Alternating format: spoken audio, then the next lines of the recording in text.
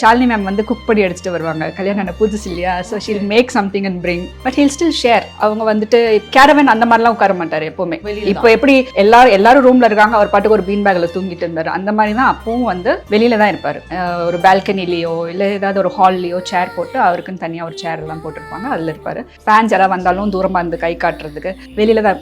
He is like very approachable, அந்த மாதிரி தான் இருப்பாரு. ஸோ அப்போவே வந்துட்டு அவங்க ஷாலினி மேம் சமையல் எல்லாம் பண்ணி எடுத்துட்டு வருவாங்க, அது வந்து ஷேர் பண்ணுவாங்க, எல்லாருக்கும் கொடுப்பாங்க. என் சிஸ்டர் வந்து சொல்லிட்டு இருந்தா, அவங்களோட அந்த சிக்கன் ரோஸ்ட் அந்த மட்டன் வறுவல், ஐயோ அதெல்லாம் எனக்கு இன்னுமே வந்து இருக்கு மைண்ட்ல அப்படின்ட்டு. நம்பர் கொடுங்க, நம்மளும் பேசிட்டு அங்க டைரக்டா போயிடலாம் போல. ஆக்சுவலி நாங்க கிண்டல் பண்ணோம், உன்னோட இன்ஸ்டாகிராம் போஸ்ட்ல நீ போட்டுடு, அஜித் சாரை பார்க்க வேண்டுமா அணுகுங்கள்.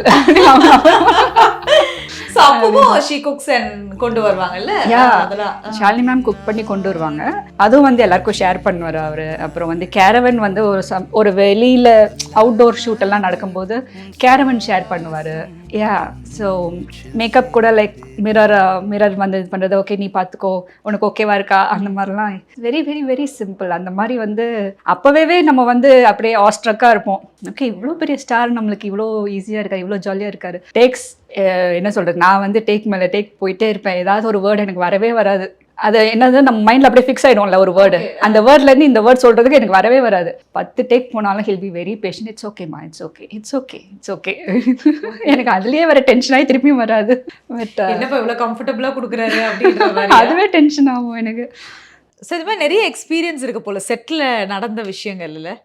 வேற என்ன மாதிரி, பிகாஸ் நிறைய ஸ்டன் சீன்லாம் அந்த படமே அந்த மாதிரி தான் இருக்கும், அந்த மாதிரி மூமெண்ட்ஸ் எல்லாம் நீங்கள் சாரோட இருந்திருக்கீங்களா? அது ஏதாவது எக்ஸ்பீரியன்ஸ் பண்ணிருக்கீங்களா? இல்லை ஆக்சுவலி ஸ்டன் சீன்ஸ் இருந்ததில்ல, சாங் ஷூட்ஸ். அப்புறம் லைலா மேம் அவங்களோட அந்த சாங் இல்லை அது வந்து வெளியூரில் நடந்தது, பட் அவங்களோட அந்த சீன்ஸ் எல்லாம் இருக்கும்போது அந்த டே எல்லாம் இருந்திருக்கும். ஓ ஓகே. நானும் லைலா மேம் ஒரே மாதிரி சிரிச்சுட்டே இருப்போம். லைலா மேம் நம்ம ஹாய் ஏதோ சொல்கிறோம், முடிக்கிறத சிரிப்பாங்க. அந்த மாதிரி நானும் அவங்களும் மாற்றி சிரிச்சுட்டு இருப்போம். ஸோ லைக் ட்ரெஸ் சேஞ்ச் பண்ணுறது, அதுக்கெல்லாம் லைக் ஒரே ரூமில் அந்த மாதிரி இருப்போம், மேக்கப் போடுறது. ஸோ அந்த மாதிரிலாம் நான் மீட் பண்ணியிருக்கோம், நல்லாயிருக்கும் அந்த எக்ஸ்பீரியன்ஸு.